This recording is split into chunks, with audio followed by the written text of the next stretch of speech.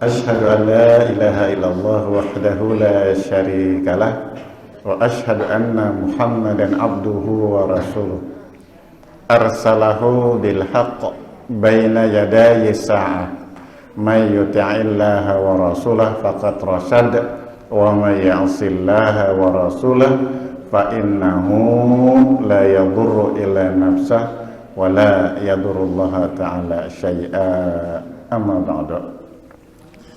Bapak-bapak, ibu-ibu hadirin jamaah pengajian subuh rahimakumullah.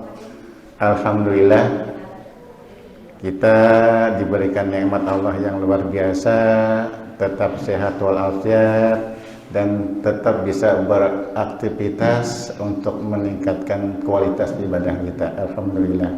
Semoga ibadah kita diridhoi dan diberkahi dan diterima oleh Allah Subhanahu wa taala. Saya diminta untuk memberikan, katakanlah tausiah ya, pada subuh ini atau pagi ini, kajian rutin Ahad pagi, karena bidang saya adalah di pengadilan agama, di mana kami itu menyelesaikan perkara perkawinan, perkara kewarisan, hibah, sedekah, gitu kan, dan ekonomi syariah serta wasiat. Dan ini ternyata berkaitan dengan anak angkat ya, khusus dengan perkawinan dulu. Apa kaitannya dengan anak angkat gitu kan, mungkin kita satu-satu diuraikan. Banyak orang gitu kan, pertama yang sangat mendasar itu karena tidak punya anak lalu mengambil anak atau mengangkat anak atau meminta anak, gitu kan, kepada siapapun yang mau menyerahkan anaknya kepada calon orang tua angkatnya tersebut. Yang sering kami ya sidangkan masuk perkara atau pengadilan agama itu ketika, mohon maaf nih ya, sekali lagi mohon maaf, ada suami istri yang katakanlah menikahnya dalam tanda petik terpaksa, gitu kan, menikah secara terpaksa karena hamil duluan. Nah, lalu dia ketika melahirkan dibawa ke rumah sakit. Nah, ketika di rumah sakit tuh kadang-kadang ya, karena itu yang sering saya temukan kasusnya, suaminya itu yang membuahi istrinya sudah tidak ada lagi, hanya dihalalkan ketika supaya anak itu sah sebagai anak dia saja. Begitu hamil dia langsung kabur entah kemana. Maka si perempuan yang hamil ini, dia sudah merasa tertekannya luar biasa, sehingga ketika anak itu ingin dilahirkan, maka dia sudah tawarkan sana sini, siapa nanti yang mau mengasuh anak saya. Nah, saya, kata Pak Ajis. Ibunya juga mau, Pak Ajis ya. Memang seperti itu ya. Nah, kan banyak orang yang mau gitu, banyak perawatnya mau gitu kan. Apalagi kadang-kadang perawat ini ada yang memang tidak punya anak dia sama suaminya, seperti itu. Nah, dia hanya bermodal serobek kertas buku biasa, buku tulis, dia buat surat pernyataan menyerahkan anak kandung saya, tanda terima. Ada beberapa orang saksi, biasanya kalau di rumah sakit itu perawat-perawat seperti itu. Nah, itu satu kasus seperti itu ya. Atau memang yang anak angkat ini memang mereka itu banyak anak ya, si bapak ini produksi terus gitu kan. Nah, musim-musim seperti itu gak jadi masalah. Yang penting kalau istrinya nolak dimarahi gitu kan, tidak masuk surga kamu tidak taat sama suami gitu kan. Nah, ada seperti itu Pak, karena pengalaman saya sudah 25 tahun jadi hakim lebih Pak. Sejak 94 saya jadi hakim, sangat banyak sekali. Sehingga yang sudah anaknya 6 tambah lagi tidak terawat gitu. Nah, kasus-kasus seperti banyak. Ini tentang pangkat anak. Yang jadi masalah, problemnya adalah ketika anak ini katakanlah sudah ibunya secara sukarela menyerahkan kepada orang yang mau memeliharanya. Kita belum bicara tentang pengangkatan anak dan adopsi anaknya, gitu kan? Baik, saya akan jelaskan apa perbedaan adopsi dan pengangkatan anak. Adopsi itu dilakukan di pengadilan negeri, ya. Kalau pengangkatan anak dilakukan di pengadilan agama. Adopsi itu otomatis memutus hubungan si anak dengan orang tua kandungnya. Yang tadinya mohon maaf binnya bin Abdullah, karena yang mengangkat adalah Ahmad, binnya sekarang bin Ahmad. Adopsi memang ada sejak sebelum Islam datang. Contohnya Zaid bin Harisah, karena sebelum Rasulullah SAW menjadi Rasul, beliau sudah mengangkat anak Zaid itu sebagai anak oleh Rasulullah, maka Zaid itu disebut Zaid bin Muhammad. Nah, sampai begitu Islam datang ditegur oleh Allah dalam surah Al-Ahzab itu. Wa ma kana Muhammadun abaukum, gitu kan. Dan bukanlah Muhammad itu bapak kamu, itu kata Allah. Artinya apa? Rasulullah itu diluruskan oleh Allah dalam hal pengangkatan anak. Bahkan tidak hanya itu, di zaman Rasulullah itu Allah ingin mengubah yang selama ini berjalan di tengah tradisi Arab jahiliyah, di mana kalau sudah anak angkat dianggap anak sendiri, maka istri anak angkat itu tidak boleh dikawini oleh bapak angkatnya. Nah, di zaman Rasulullah ini langsung diberantas, ya kan? Dengan turunnya ayat. Karena Rasulullah saking sayangnya kepada anak angkat beliau itu Zaid bin Harisah, sampai disebut Zaid bin Muhammad, ya kan, kecuali turun ayat itu lalu kembali kepada Zaid bin Harisah. Setelah itu terjadi, maka kan dikawinkanlah si Zaid ini dengan sepupu Rasulullah, dengan Zainab, sepupu asli, gitu kan, dengan Rasulullah. Tapi Zainab sendiri karena keturunan bangsa Quraisy, gitu kan, orang terhormat sebagai Rasulullah, ini merasa enggan. Ini tahu bahwa Zainab, Zaid ini adalah anak angkat, meskipun diangkat oleh Rasulullah, kurang nyaman seperti itu kan. Masa nih yang namanya angkatnya bekas maula, bekas budak, diangkat derajatnya, gitu kan, oleh Rasulullah, tetap tidak nyaman. Nah, satu sisi yang lain, Rasulullah tahu itu bagaimana untuk menyelamatkan Zainab ini, gitu kan. Kalau begitu kata Rasulullah, biarlah nanti saya yang mau, gitu, gantinya, seperti itu kan.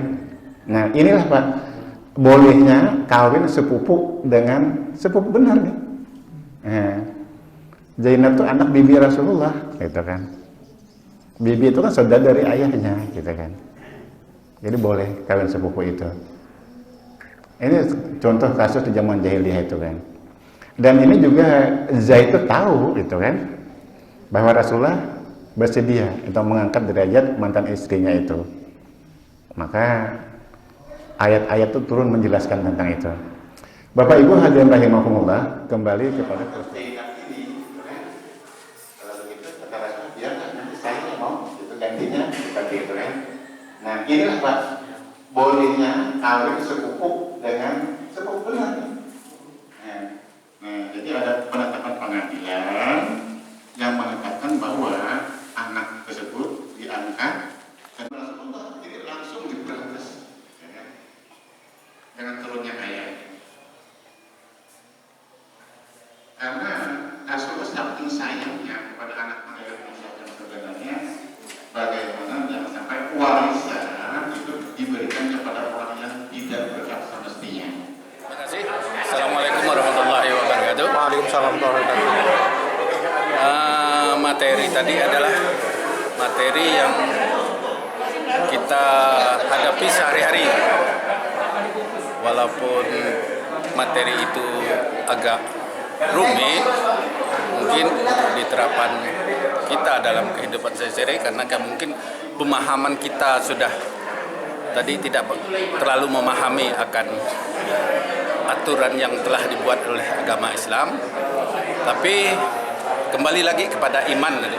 Kalau iman kita sudah yakin seyakinnya inilah aturan yang harus kita jalankan, kita patuhi di dalam kita melaksanakan kehidupan ini, insya Allah kita akan menerima dengan lapang dada gitu. Apapun konsekuensinya, itulah aturan Islam yang harus kita yakini seyakin-yakinnya bahwa agama Islam adalah agama yang benar, yang bisa menuntun kita di dalam kehidupan kita sehari-hari ini. Jadi tinggal pemahamannya yang menjadi kuncinya adalah iman tadi. Sekian, terima kasih. Alhamdulillah, kajiannya sangat menarik sekali. Apalagi yang menyampaikan kajian ini adalah orang praktisi, ya, seorang hakim yang sudah bekerja kurang lebih 25 tahun. Ya, berpengalaman sekali, sangat menarik. Salah satu buktinya tadi itu banyak daripada peserta itu yang tidak kebagian untuk menyampaikan pertanyaan kepada beliau ini. Apalagi kajian beliau ini masalah pengangkatan anak yang kaitannya dengan masalah warisan. Saya kira kajian majelis ilmu seperti ini ya sangat baik sekali untuk digalakkan dalam era reformasi, dalam era demokrasi, dalam negara hukum, sehingga antara hukum positif dengan hukum agama itu bisa bersinergi satu sama lainnya. Ini yang kita harapkan ke depannya, memang ini perlu kajian-kajian ini. Apalagi tadi itu juga minta supaya beliau ini memberikan lagi materi ini dari narasumber ini, dari Pak Tamin, dari Bapak Hakim ini, untuk selanjutnya supaya kebagian untuk bertanya. Banyak hal-hal yang aktual yang sampai saat ini perlu dipertanyakan oleh para peserta majelis ilmu ini. Saya kira itu yang perlu sangat diapresiasi ya, khususnya Ahad majelis ilmu ini yang diadakan Muhammadiyah ini sangat bermanfaat, dan saya kira ini sangat ideal dan sangat potensial untuk kedepannya untuk dilanjutkan. Terima kasih Pak ya atas kesempatannya. Terima kasih. Waalaikumsalam warahmatullahi wabarakatuh. Jadi pada pagi hari ini sudah terlaksana pengajian rutin Ahad pagi Majelis Tabligh Pimpinan Daerah Muhammadiyah Kota Pontianak yang diselenggarakan di kampus Politeknik Aisyah Kota Pontianak. Kami ucapkan terima kasih pada Polita yang telah menjadikan Polita sebagai lokasi pengajian pagi hari ini. Ibu, kami mau tanya tentang perkembangan dari Politeknik Aisyah yang hingga saat sekarang ini sudah ada berapa banyak mahasiswa yang kuliah di Polita ini? Jumlah keseluruhan ya, Pak, Ya, ya, ya. dari tingkat 1 sampai 3 ya. Ya, Kita kan ada 3 prodi, D3 kebidanan, D4 teknologi laboratorium medik, kemudian D3 teknologi informasi, itu total semuanya 347 mahasiswa. apakah kesemuanya itu dari beberapa kabupaten di Kalimantan Barat? Iya, dari seluruh Kalbar, Pak. Ya. Terus ada juga yang dari Natuna itu. Oh, alhamdulillah. Iya, dari Natuna itu dia hampir setiap tahun ada 1-2 yang daftar ke sini. Terus dari Jawa Tengah kalau saya nggak salah ada juga. Oh, Iya, Palembang juga pernah, Pak.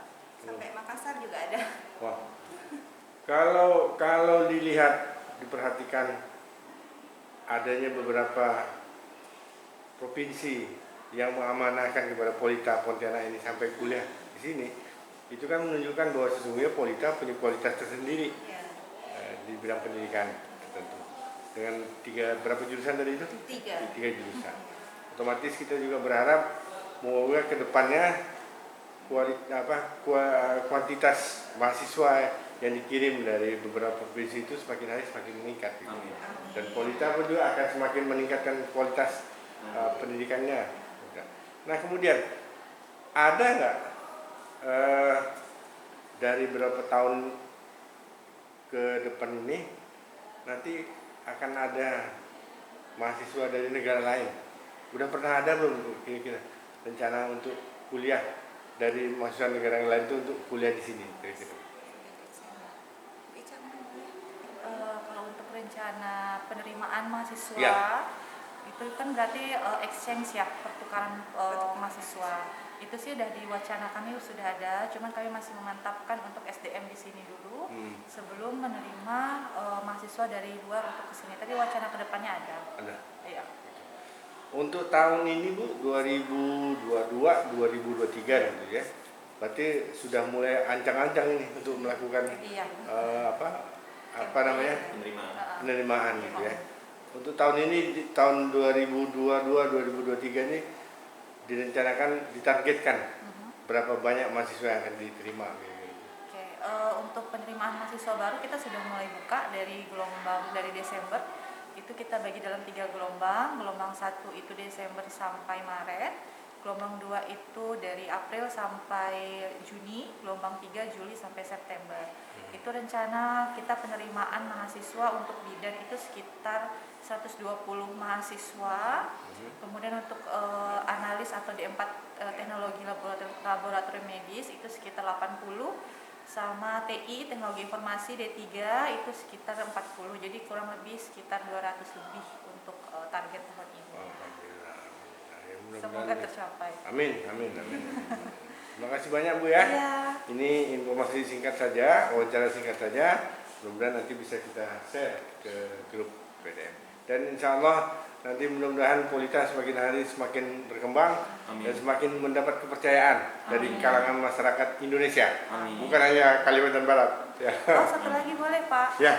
Sekarang kami menyampaikan karena ini keluarga Muhammadiyah juga, Ya. jadi kita juga adanya menyediakan fasilitas beasiswa bagi mahasiswa yang orang tuanya calon mahasiswa yang orang tuanya anggota Muhammadiyah. Oh ya. Jadi kita ada beasiswa untuk mereka diskon 50% ya Bu Sofia.